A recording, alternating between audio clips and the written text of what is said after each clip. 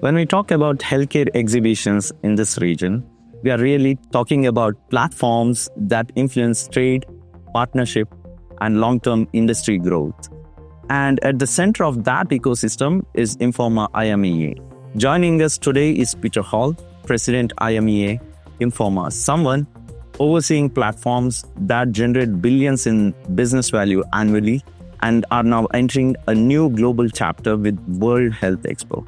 Welcome, Peter. Hi. And thank you for being with us. It's a pleasure. Thank you for having me. Let's start with the shift everyone is talking about. The transition from Arab Health to World Health Expo. It feels like more than a rebrand. So from a commercial standpoint, what message you were sending to global investors and long-term partners with that move? Thanks for the question. It's a very deep question because this is much more than just a rebrand or a logo change. This is actually us setting a new position to chart the course for the next 50 years. We've had a show that's operated very successfully under the Arab Health brand for 50 years up until last January. Started off in a tent on the banks of the creek in Dubai, very small event for international vendors to sell to the regional industry, particularly into Dubai. And over 50 years grew tremendously to become probably one of the largest healthcare exhibitions in the world. It was partly the name, Arab Health, and the fact that the event was so international at that point. And partly it was about us establishing a global network, a branded global network that really made the most of what we had as a portfolio, that made us want to change the name to something that was more representative of what the event had become. We took the bold move to move away from the household name of Arab Health into a new brand. Now, we obviously had to think, okay, what do we choose? It's a difficult thing to do, to change a brand that's got such a legacy. And we wanted to make sure that the brand symbolized the global nature that the event had become. So we chose World Health Expo, WHX, something that could be nice and punchy, something that we felt was modern, something that we felt could tie together our entire global network of events under one master brand. So we now have WHX everywhere around the world. Our Japanese show, our Nigerian show, our Kenya show, our Johannesburg show, all branded WHX. So a modern brand, a single master brand, and most importantly, a global brand, World. This is really where the world of healthcare meets. It's been our strapline for years. And it's a statement as well. It's a statement of intent, a statement of the future. We are now the world's largest healthcare event. Not that scale is the most important thing in the world, but it is true. We have 180 countries visiting this show from all over the world. And therefore, the name of the event, I think, is really appropriate. So the name change was necessary, but it was part of a big strategy to position the event for the future. And so when we actually celebrated our 50-year anniversary, we didn't talk too much about the past. We talked about the future. We didn't really want this event to be simply just trading on its age. We want this event to be trading on its ambition and its aspiration for what it needs to become and how it serves as a world meeting place. And here in Dubai, there is no better place to connect East and West, and it's the most accessible city in the world, really, for international travel. So yeah, it's far more than a rebrand, and it was a big, bold move. And also, we were doing it at a time when we were aware that we were going to change venue to this new center. So to have a new name, a new location, it gave us an opportunity to almost take a clean sheet of paper to an event that was just so rich in history. So it's been quite a journey. It feels like a very strategic move from your team, basically. So how did you find your team responded to the call, what you took? Our team, I'm so privileged to work with such an amazing team, and I would never have felt so confident to do what we did had it not been for our world-class team.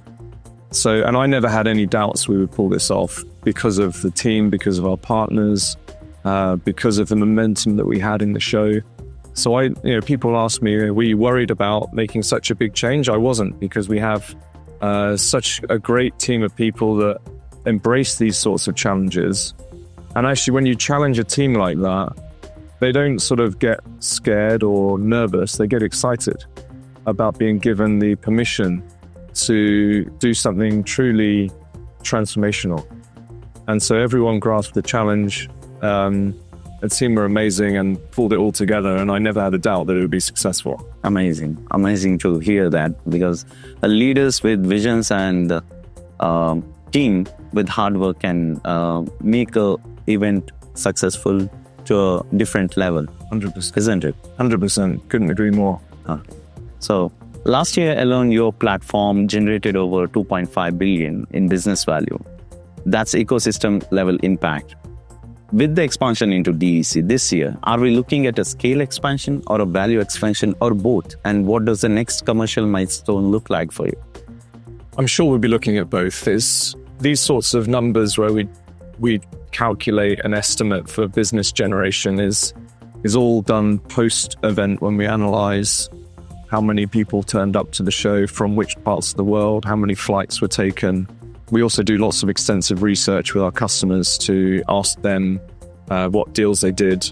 So we'll be able to calculate the next benchmark for economic value, and economic value for the city as well, not just for the industry, but for the city, in terms of like hotel nights, stays, etc. So we certainly expect that to be an increase on last year. We don't know what the number is yet because we still have to calculate it.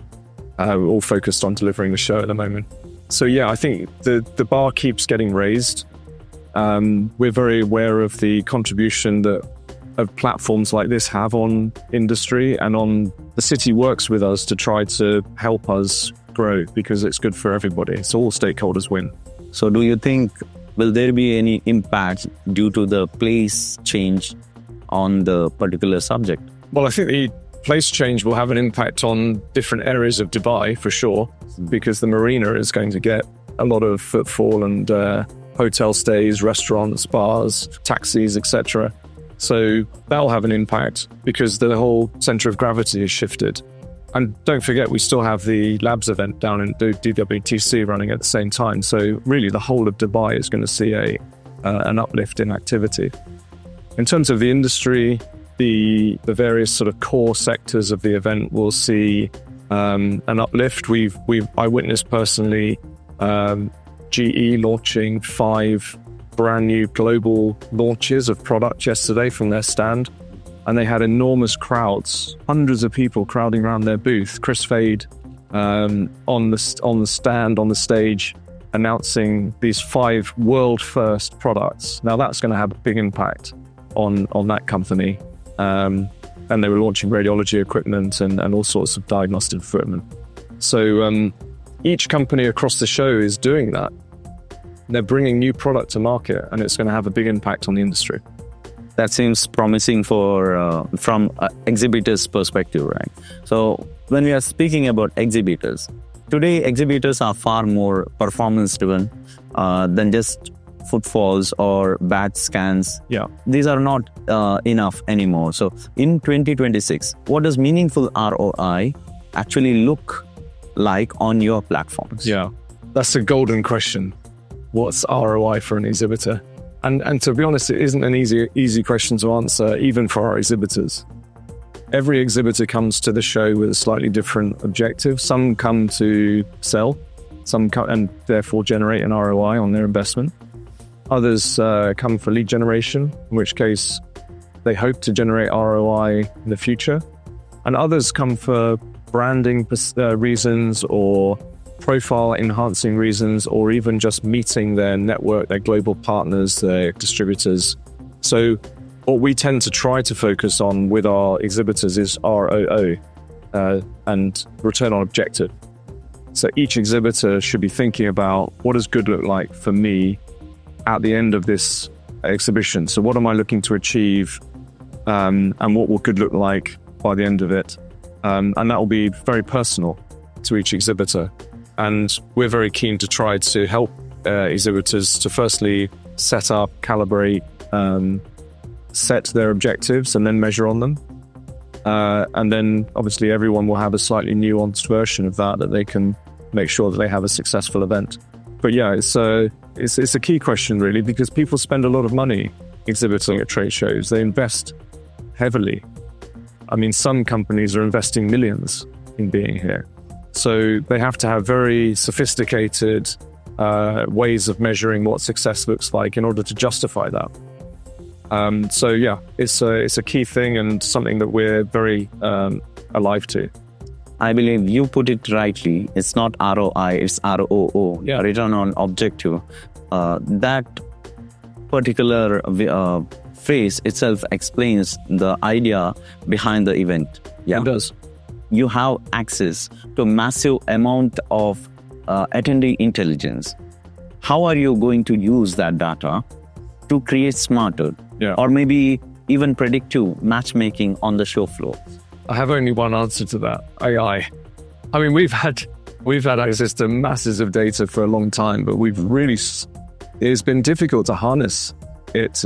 I mean, we honestly know so many data points about visitor behavior, but actually, I think the next few years, when AI can help us digest and interpret this enormous amount of data that we have about people meeting each other, visiting stands, entering certain halls, spending certain amounts of time at the show.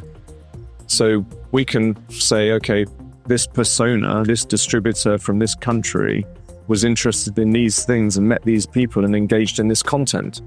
Now that's huge, big data. And I think we do intend to leverage that to create more intelligence to help us make our products better. And we do need AI for that. We've made strides in using that data constructively. We do a lot of analysis. We send all of our data into what we call Iris. It's a big data lake. So all of the data that we create through all of our Informa shows goes into one database. And we can query that database and do analysis from that. But we're starting to see more productive use of that data as a result of us embedding some AI technology around it. And so I'm really excited about the future because it's something that is where AI is really needed for us to extract the value of all that data. Exactly. Have you already started to work on AI, or is it your future plan? We have. I mean, each of the different parts of our business are already using AI in different ways to help them, mainly to perform tasks more efficiently and to get slightly more efficient or effective output. We have built our own internal AI agent called Alysia within Informa.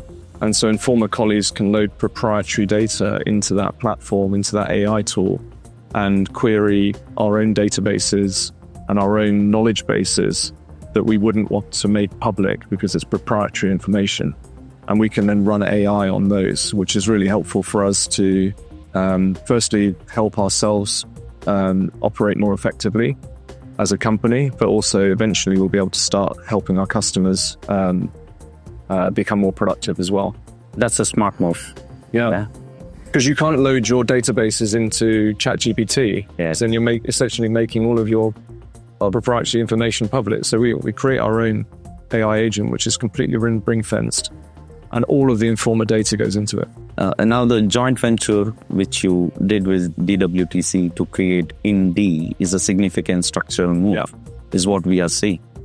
If I am a first-time medical equipment distributor or a startup entering into this MEA market, how does this fundamentally change my experience compared to 5 years ago? Mm-hmm. The IND combination between Informa and DWTC is a partnership. It's a partnership between two major players in Dubai, significant scaled organizers with significant assets. So DWTC are the owners of Gulf Food, Jitex, and many other events, JISEC, in information security, Gulf Food manufacturing. And Informa on the other side, owns lots of other events, including WHX. There are product synergies that we can create, for example, between our food shows and the food shows that Trade Center have, and also the technology event in GITEX and the technology components of healthcare. Of course, there's a lot of synergy there. A big growth area of GITEX is health. It's health technology. So we're going to look to work together to try and extract that value for our customers on both sides. And then there's the benefit generally from scale, because scale does bring benefit. We'll just have more resources, more impact, and we'll be able to do more either with new product development or launching new events together as a combined company. So it's really exciting. Even for a person who is coming first in the market, it will also be easy for him to gauge the range of visibility he's getting here, right? Yeah, absolutely. Let's talk about sponsorships, sponsors. Sponsorship used to be about branding and visibility back then. Now it's a AI-driven, data-rich environment. And how are sponsorship models evolving as per you? Because are partners now expecting measurable performance and intelligence? Yeah, certainly sponsorship is moving. It's definitely augmenting away from just about branding and like having your logo or your company message on a billboard. I mean, people still want to do that. You can walk around the show, you can see company branding all over the place where sponsors have wanted to raise their profile. And that's fine. But sponsors also want to target certain audiences. A lot of our sponsors specifically want to target certain demographics, certain senior or ministerial audiences. And so they often get involved in our content programming. And we'd have numerous conference sessions running through the event in all sorts of different formats. It could just be a conference, it could be a workshop, it could be a working session amongst leaders where they're trying to solve problems. And we find our sponsors are really interested in engaging with those sorts of things. And in fact, there was an example where we had a Future Health Summit, which was a working sessions on all sorts of different AI topics on roundtables. And it was all recorded and automatically transcribed with AI. And each sponsor had a moderator on each of the tables and was able to guide and help form solutions to real problems in the healthcare space. And that's something that sponsors love. Yes. And we're starting to see more of that. And that's totally measurable and way beyond just a branding opportunity. So 100% it's evolving, and we're trying more and more to really understand what the sponsor is looking to achieve, and then designing very creative ways of helping them do that. Quite interesting. So I hope they are already enjoying a lot joining Informa events as well. Yeah. So let's fast forward to 2030. When we walk into a healthcare exhibition, then what do you think? What feels fundamentally different? What disappears? And what becomes central as per your perspective? So firstly, that's not that long away. That's like 4 years away. Yeah, it sounds like the future, but it's actually now, isn't it? True. I think in 4 years, in 2030, there's a few things that I don't think will change. I think people will still want to meet face-to-face. They want to do business face-to-face. They want to build trusted relationships, so they want to do that face-to-face. Global platforms like this are extremely unique and extremely valuable and powerful, and I don't see that changing. I see the need for these types of global forums becoming increasingly important, so I expect them to get bigger. But equally, we'll also do smaller, regional, focused gatherings in micro markets around the world where that will also be valuable. So it doesn't always have to be big. So I think there's one thing that will be constant is the need for people to meet face to face. But I do expect a lot of augmentation on that experience with the technology that's starting to evolve, with AI tools and agents that will help people get the most from being at a show as vast as this. And I think at the moment, the technology that we've got to support our existing experience is a bit overwhelming. You know, you've got apps with just so much information in them, you almost don't know where to start. You're getting emailed with all the different things you need to remember before you turn up at the show. And it's very overwhelming for the participants. I imagine that the future looks more like an agent-led model where each individual person will just essentially speak into their device and say, these are my objectives, this is what I'm trying to achieve from being at the show, what do you recommend? And it will come up with a complete journey list based on the event and the products that are there. And then you'll be able to drill into that. Okay, let's go deeper. What about some more of this? And start building out an entire personalized program, which is actually, I expect this to be there next year, not in 4 years' time. This is on us and it's happening. So that sort of agent-assisted journey, I think, will be really powerful because at the end of the day, exhibitors and visitors need help to make the most of time spent at vast international trade shows like this. Even in my mindset, it was like the next decade, maybe the next gen, which is coming up, maybe well interested in that kind of, they'll expect it. And they won't just be amazed by it, they'll expect it. And they will not accept anything less. So it's happening. I'm really excited by that because I do think attending exhibitions is not an easy thing for either the exhibitor or the visitor. And so the more technology can support the experience and making that more easy, pleasurable and valuable and time effective, then the better. And that's where I see technology coming. Sure. That's inspiring to spend time with you. And let's go for a fire round where you only have to say one word about it. So, my first question, revenue growth or audience growth? What matters more? Okay. Big audience equals revenue eventually, so always audience growth. Okay. AI matchmaking, game changer or overhyped? Game changer. Data or instinct? What closes more deals? Instinct. Hosted buyers, essential strategy or overrated feature? Essential. If you had to invest in one healthcare segment for the next 5 years, what would it be? AI in healthcare. Yeah. I expected the answer. Yes. Okay, now finish this sentence. Healthcare exhibitions in 2030 will be agent assisted. Thank you for... It's been a pleasure. Yeah. Thanks a lot for being with us. Thank you. As we have heard today, exhibitions are not longer just marketplaces. They are becoming intelligent ecosystems, shaping trade, partnerships, and long-term industry growth. It's been insightful to understand the thinking behind that scale and transformation. Thank you for sharing your perspective with us. It's been a pleasure. Thanks for having me. Thanks a lot.